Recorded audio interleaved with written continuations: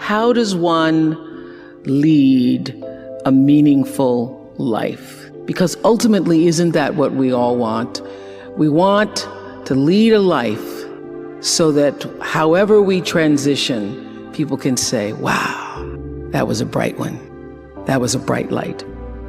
First of all, I think that it comes from a deep sense of awareness about who you are and why you're here. It comes from being in touch with, on a regular basis, the appreciation and the holy gratitude that should fill each of our hearts on a regular basis, just knowing what a privilege it is to be here and to be human. Let's just think about this day that you have been graced to breathe in and out thousands of times. This day where many of those breaths were taken for granted. You just expected the next one to come. But the truth is, there's no guarantee that the next one comes. This day, how you started your day, what your thoughts were this morning, how you've carried yourself through this day, how you've been allowed to have encounters and experiences, some challenging, some more life-enhancing, that pushed you forward another day of being here on the planet Earth as a human being. Just think about that. After all you've been through, and this day alone, and the many days and years past, how you got here to this prestigious, esteemed university, the choices you made that have brought you to this day. Open your heart and quietly to yourself say the only prayer that's ever needed. The foundation for meaning and purpose in your life is to bring yourself back to your breath. In all situations, in all ways, in all challenges, to know that the value of just still being here matters. It's really big that you're here. It's really big because everybody here has been called from the ethers to do the will, to fulfill the highest expression of yourself as a human being. And to do that in truth. How do you do that?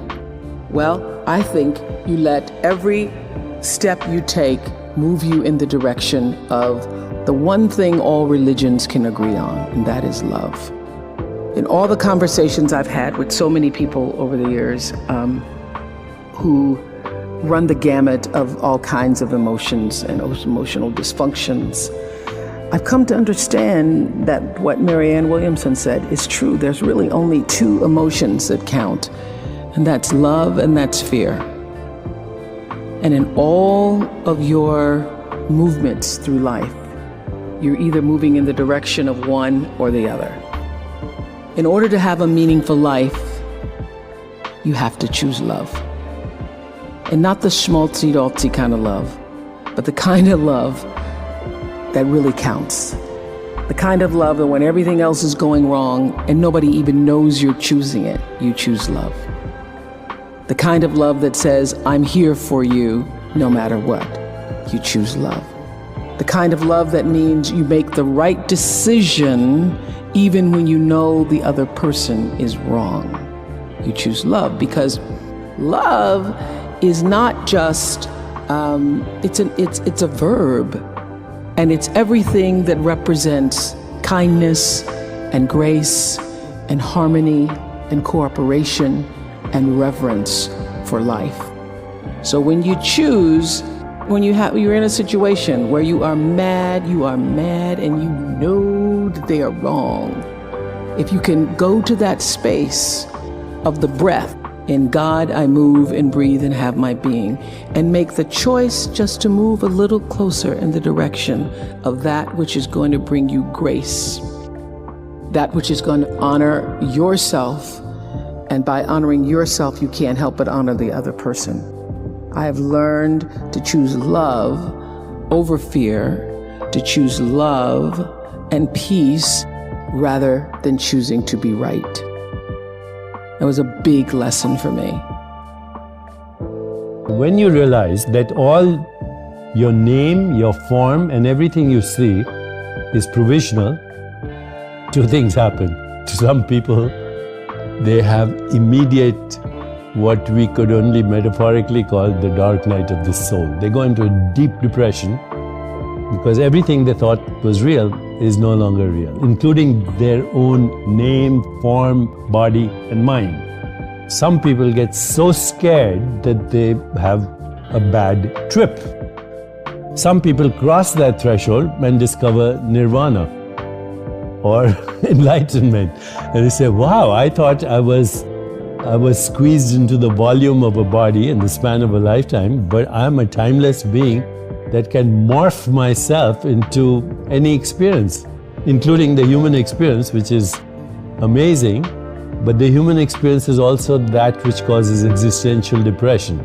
So the causes of human suffering, since you brought it up, are brought up in Eastern wisdom traditions as, number one, you suffer because you don't know who you are. You confuse yourself with your body-mind experience. Number two, you grasp and cling at experiences which are evanescent and transitory and dreamlike.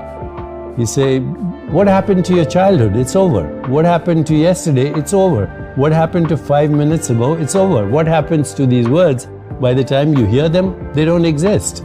So, Wittgenstein, the German philosopher, said, we are asleep. Our life is a dream, but once in a while we wake up enough to know that we are dreaming. So what do you wake up to?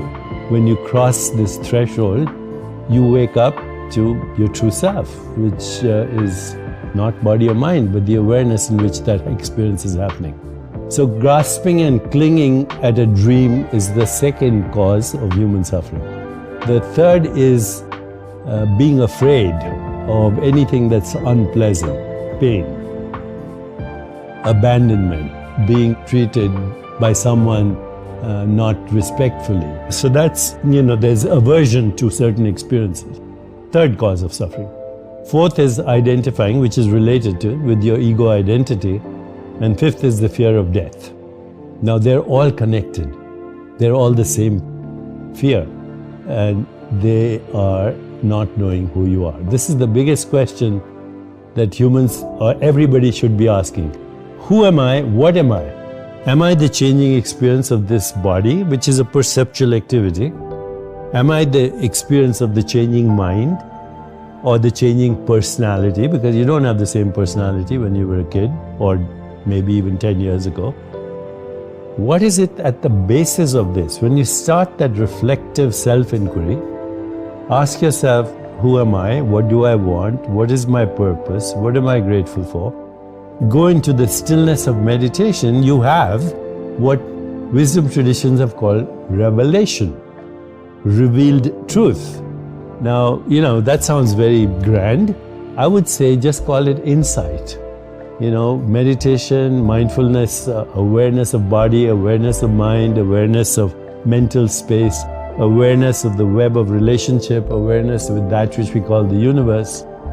It leads you ultimately to the awareness of awareness. And when you discover that, that's nirvana. There are many ways to get the things that we want for ourselves in our lives. But basically, it all begins with how we choose to think. As you think, so shall you be.